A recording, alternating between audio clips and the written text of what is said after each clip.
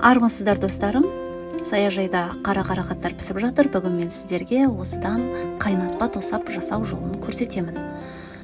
Алдымен қарақаттың ағзаға әсерін айта кетсек, құрамында В тобындағы дәрумендер, сонымен қатар С, Е, К, Р дәрумендері бар. Сонымен қатар құрамында каротин, пектин, антиоксидант және эфир майлар бар. Өз кезегінде бұлар иммунитетті нығайтады, көздің көруін жақсартады, буын аурулары, қан тамыр ауруларына және асқазан ауруларына септігін тигізіп жатады дейді мамандар. Осындай өте пайдалы жидектен достар біз бүгін тосап жасайық.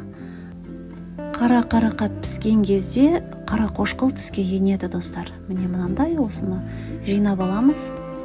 Жинау барысында гүлден қалған күлтелерін бірден жұлып тастауға да болады, немесе артынан жинаймыз. Мінекей достар, терілген қарақаттан біз қазір күлтелерін тазартамыз және жапырақтарын тазартып, жақсылап жуып аламыз.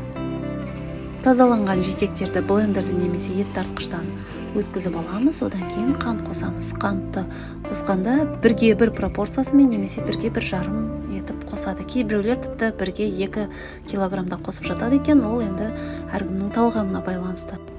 Тағы да бір рет араластырып жібереміз. Осымен қоспа дайын. Енді мұны баяу отқа қойып, қайнағанға дейін жеткіземіз. Арасында араластырып тұрамыз, түбі күйіп кетпесін, және мен бұған эмаль ыдысты пайдаланамын. Достар, 5 минут қайнағаннан кейін тосап дайын.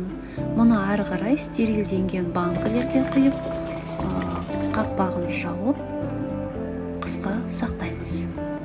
Астарыңыз дәмді болсын. Видеоның астына пікір қалдырып, лайк басып, арнаға тіркеліп қоюды ұмытпаңыздар. Сіздермен болған Айнұр. Келесі кездескенше сау саламатта болыңыздар.